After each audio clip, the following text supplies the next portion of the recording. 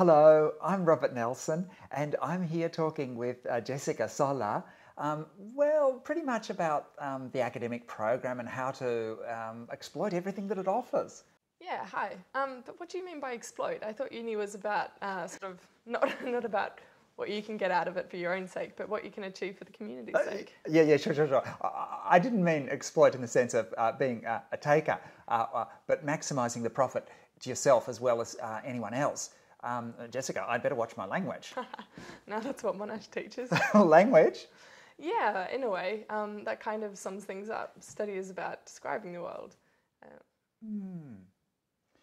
Yeah, wow. I mean, the definition kind of flatters me because I deal in art, architecture, history of ideas and education, but you also come from engineering. So in your experience, is engineering also about describing the world? Yeah, pretty much. I mean, we describe forces and factors, problems, systems for optimizing resources. We debate if one solution is better than the other, or even if it's better than the problem that we're trying to solve. Yeah. Well, now that you're saying that, I can imagine it. Like no field, no matter how numerate, is ever just about numbers and formulae because they all simulate or model situations. Same in business and economics. Or any, like social sciences. There's endless debate about assumptions, about the legitimacy of the conclusions that scholars can draw, eh? Yeah, I agree, but I wouldn't just say scholars. I mean, this business of describing and arguing isn't just for people who publish. It's equally about professional practice, having a job in the field, being some sort of expert who can explain things. Explain things, yeah.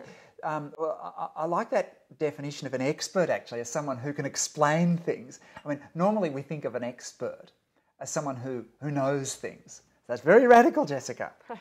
I am a Monash student. Yeah, but I guess that an expert who just knows things is a bit useless if no one is inclined to listen to him or her.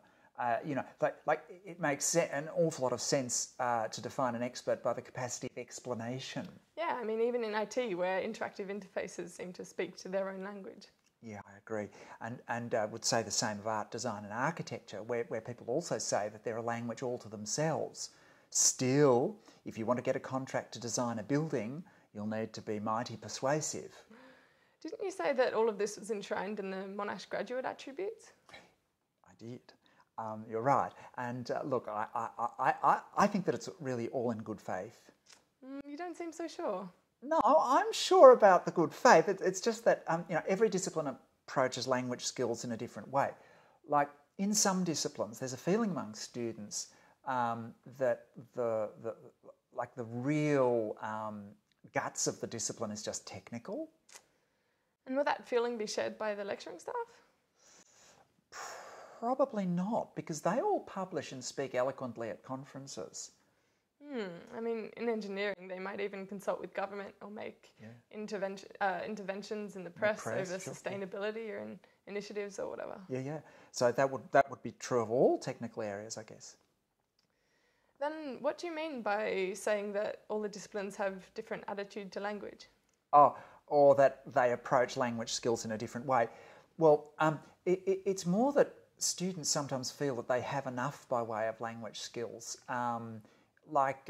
especially for the assessments that come their way. So they don't always feel an incentive to improve their language skills. And you mean that this reluctance aligns with certain disciplines? Possibly. I mean, in history or literature, you'll only read things that are beautifully written. It leaps out at you, and so you'll probably be really keen to emulate that standard. The assessments are by essay, so you know that crafting the skills is integral to your performance. Whereas if the assessments are quantitative, it'll hardly cross your mind. Maybe. Or not just quantitative, but let's say factual, as with anatomy. Yes, of course. I mean, the people who need language skills, doctors are really up there. Yeah, actually, that's true. Imagine not knowing about a patient's problem, or imagine knowing about the patient's problem but not being able to explain it adequately. But see, here's another issue. It's easier to teach and assess somebody's knowledge of anatomy than to teach and assess his or her bedside manner. So language skills are a bit vague?